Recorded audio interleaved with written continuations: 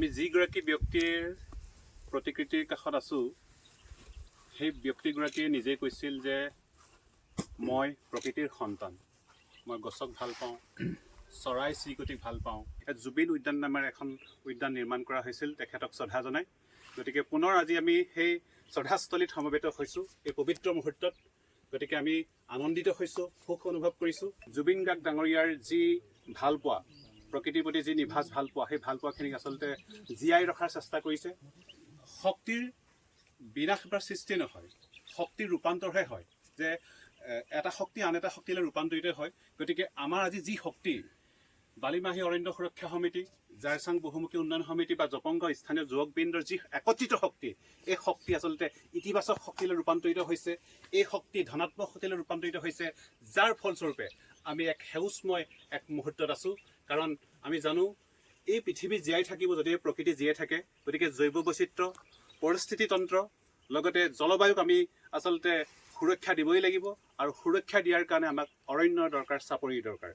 গতিকে সেই বালিমাহী অৰণ্যৰ এই পবিত্ৰ মুহূৰ্তত আজি জুবিন গাৰ্গ ডাঙৰীয়াক শ্ৰদ্ধা জনাবৰ কাৰণে আমি এগৰাকী বিশেষ ব্যক্তিক আমন্ত্ৰণ কৰি আনিছিলোঁ। বিমান গগৈ ডাঙৰীয়া আছে, বিশিষ্ট সমাজসেৱক। তেখেতক আমি এই আপাশতে আমাৰ বালিমাহী অৰণ্য সুৰক্ষা সমিতিৰ বিষয়ববীয়া ভৰত টাউত ডাঙৰীয়াক এখনি আৰ্ককেৰে বৰণ কৰিবৰ কাৰণে অনুৰোধ জনাইছোঁ। বিমান গগৈ ডাঙৰীয়া। ভৱকান্ত তাহু ছাৰৰ প্ৰতিকৃতিত বন্তি প্ৰজ্বলন কৰা জ্যেষ্ঠ ভাতৃ আমাৰ দূৰ্ণকান্ত তাহু ডাঙৰীয়াকো আমি অকণমান শ্ৰদ্ধা যাচিব বিচাৰিছোঁ। মিচিং জাতিৰ দাপোন স্বৰূপ এখনি আৰ্ককেৰে বৰণ কৰিব বিচাৰিছোঁ। আৰু বৰণ কৰিব সুৰক্ষা সমিতিৰ অন্যতম বিষয়ববীয়া ৰুদ্ৰ প্ৰতাপে।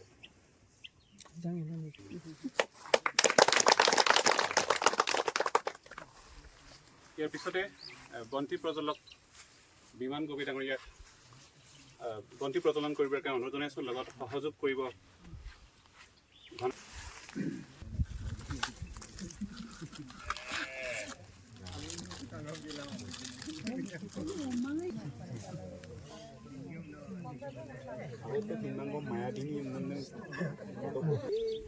ৰাতিৰ বুকুত দেখা পালো তোমাৰ ছবি, ধৰা দিলা গোপনে আহি ইয়াৰ কোনম।